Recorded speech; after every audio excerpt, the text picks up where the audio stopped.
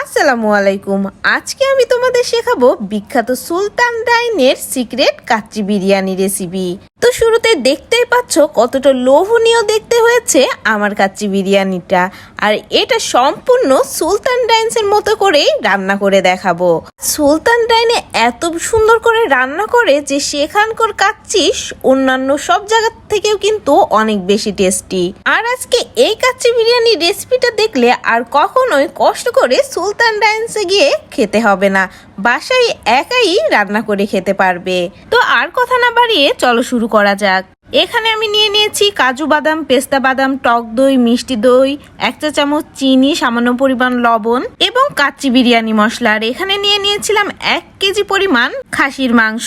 এবার সবগুলো উপকরণ একসাথে খাসির মাংসের সাথে মাখিয়ে ম্যারিনেট করে রেখে দেবো 2 ঘন্টা মতো। 1 চামচ মরিচের গুঁড়াও অ্যাড করে দিয়েছিলাম। এবার একটা পাত্রে পানি গরম করে তাতে কাচ্চি বিরিয়ানির দানাদার মশলাগুলো সিদ্ধ করে নিয়েছিলাম, আর আগে থেকে লবণ পানি থেকে ঝরানো চালগুলাও তার ভিতরে দিয়ে দিলাম। এবার এখানে ম্যারিনেট করা মাংসটা আমি কিছুক্ষণের জন্য কষিয়ে নিয়েছি।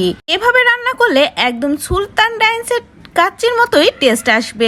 এখানে মাংসটা কষানো হয়ে গেলে তারপরে আগে থেকে ভেজে নেওয়া আলু এবং বেরেস্তা কষানো মাংসের উপরে ছিটিয়ে দিব।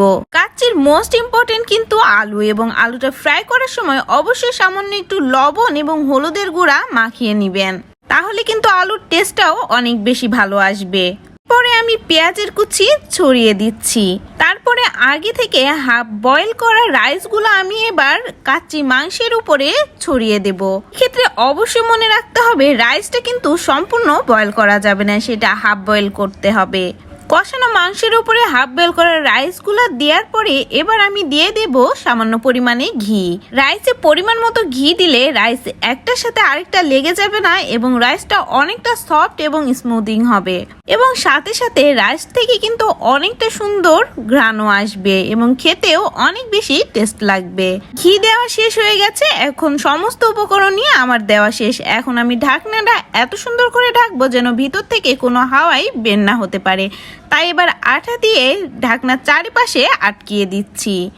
বাকি বয়েল হতে কিন্তু আর পানি লাগবে না, ভিতরের ওই ভাপে কিন্তু সম্পূর্ণ রাইসটা বয়েল হয়ে যাবে। আর এই তো বিখ্যাত সুলতান ডাইনসের কাচ্চি বিরিয়ানি রেডি। চলো এবার খুলে দেখা যাক ভিতরে কি অবস্থা। আমি তো অনেক বেশি এক্সাইটেড ছিলাম যে কি হয় না হয় দেখার জন্য, আর রীতিমতো ঢাকনা তুলে মাংস খুলে তো আমি একদম সারপ্রাইজ। এত সুন্দর সফট স্মুথিং হয়েছে বলার বাহিরে। বাসায় বসে যদি এত সুন্দর একদম সুলতান ডাইনসের টেস্টি কাচ্চি খাওয়া যায় তাহলে আর কি লাগে বলেন। দেখতে যেমন লোভনীয় হয়েছে, খেতেও কিন্তু অনেক বেশি টেস্টি। একদম পারফেক্ট সুলতান ডাইনসের কাচ্চি বিরিয়ানি রেসিপি। অনেকে অনেকভাবে কাচ্চি বিরিয়ানি রেসিপি শেখাবে, কিন্তু এইভাবে একদিন করে দেখবেন এভাবে করার পরে আর অন্যভাবে করে খেতেই মন চাবে না।